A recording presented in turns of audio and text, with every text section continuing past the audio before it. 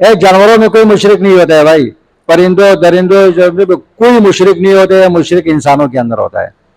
आपने सुना है कि परिंदों की तरफ अल्लाह ने पैगंबर को भेजा, कुत्तों की तरफ पैगंबर आया या नहीं आया? चलो एक किस्सा और सुनाता हूं तुम्हें, तो अब बोर तो नहीं हो रहा है, ये सबक खत्म करना है।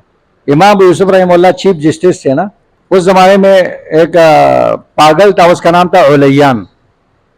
तो वो इमाम यूसुफ के पास आया, कहा मसला है। ने कहा पूछो।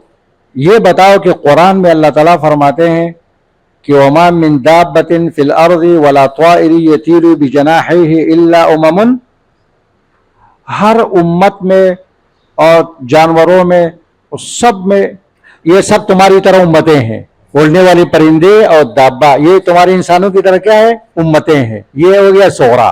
क्या फिर कुरान में है व इम मिन उम्मतिन इल्ला खला फीहा नजीर, हर उम्मत में नबी भी गुजरा है। ये दो बातें कुरान साबित हो गई ना।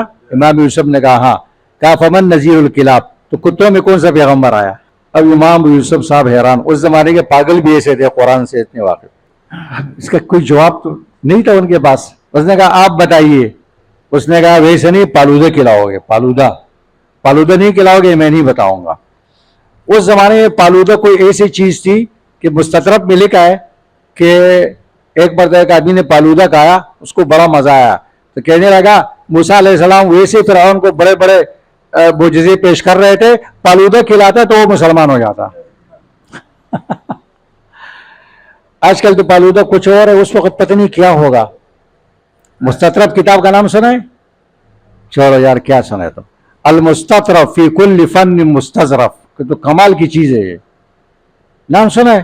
फालूदा खाने के बाद उसने कहा कि जी आप बताइए नजीरुल किलाब क्या है।